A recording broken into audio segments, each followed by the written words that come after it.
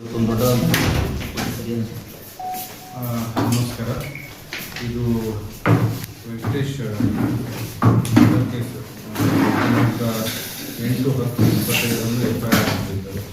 So ಅದು ಆದ ನಂತರ ನಾವು 2 ತಿಂಗಳಲ್ಲಿ ಚಾರ್ಜ್ ಶೀಟ್ ಮಾಡಿದ್ದು 11 ಜನದ ಮೇಲೆ.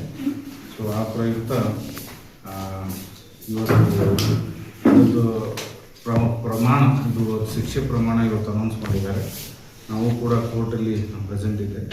6 ಜನಕ್ಕೆ ಡೆತ್ ಪೆನಾಲ್ಟಿ ಕೊಟ್ಟಿದ್ದಾರೆ. ಸೊ ಹಾಗಾಗಿ ಎಂಟೈರ್ ಇದರಲ್ಲಿ ಎಫರ್ಟ್ಸ್ ಹಾಕಿರೋದು ಅವ್ರಿಗೆ ಅರೆಸ್ಟ್ ಮಾಡಿದ್ರು ಕೂಡ ತುಂಬ ಚಾಲೆಂಜಿಂಗ್ ಆಗಿತ್ತು. ಇದರಲ್ಲಿ ನಮ್ಮ ಇನ್ಸ್ಪೆಕ್ಟರ್ ಅವರು ಸುಮಾರು 15 ದಿನ ಹೆಡ್ ಕ್ವಾರ್ಟ್ರಲ್ಲಿ ಇರಲಿಲ್ಲ.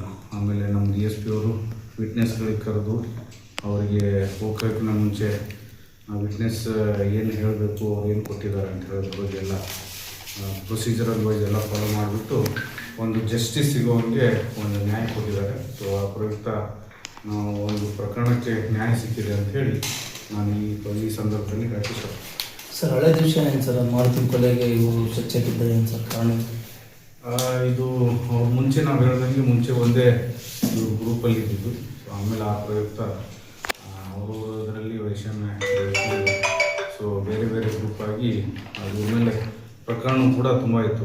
ಇವನ್ ರವಿಯಲ್ಲಿ ಇವನ್ ಇದ್ದಾನಲ್ಲ, ಅವನ ಅಗೇನೆಸ್ಟು 17 ಪ್ರಕರಣಗಳು ದಾಖಲಾಗಿದ್ದು. ಅದೇ ಥರ ಇನ್ನೊಬ್ಬನು ಗಂಗಾಧರ್, ಅವ್ರ ಮೇಲೆ 4 ಪ್ರಕರಣಗಳು, ಮೈಲಾರಿ ಮೇಲೆ 3 ಪ್ರಕರಣಗಳು, ಈ ಥರ ಅವರೆಲ್ಲರ ಮೇಲೆ ಪ್ರಕರಣಗಳಿದ್ದು. ಸೊ ಆ ಪ್ರಯುಕ್ತ ನಾವು ಅರೆಸ್ಟ್ ಮಾಡಿ ಕಳಿಸಾದ್ಮೇಲೆ ಇದು ಒಂದು ನ್ಯಾಯ ಸಿಕ್ಕಿದೆ ಅಂತ ಹೇಳಿ ನಾನು. ನೇಚರ್ ಆಫ್ ಕೇಸಸ್ ಏನಿದೆ ಸರ್? ಅವ್ರ ಮೇಲೆ ಇವನ್ ರವಿ ಮೇಲೆ ಒಂದು 307 ಕೇಸ್ ಆಗಿತ್ತು. ಸೊ ಆ ಪ್ರಯುಕ್ತ ಅದು ಇವನ್ 302ಗೆ ಒಂದು 5 ತಿಂಗಳ ಹಿಂದೆ ಕನ್ವರ್ಟ್ ಆಗಿತ್ತು. ಮರ್ಡರ್ ಕೇಸ್ ಆಗಿತ್ತು. ಸೊ ಇವ್ರ ಮೇಲೆ ಎಲ್ಲ ಥರದ್ದು ಬಾಡಿಲಿ ಅಫೆನ್ಸ್ ಮತ್ತು ಇವನ್ ಪ್ರಾಪರ್ಟಿ ಅಫೆನ್ಸಸ್ ಕೂಡ, ಡಕಾಯಿಟಿ ಕೇಸ್ ಕೂಡ ರವಿ ಮೇಲೆ ಇತ್ತು ಒಂದು. ಸೊ ಇನ್ನೊಂದು 302 ಕೇಸ್ ನಿನ್ನೆ ಕಮಿಟಲ್ ಆಗಿದೆ, ಅದು ಕೂಡ ಈಗ ಸ್ಟಾರ್ಟ್ ಆಗುತ್ತೆ.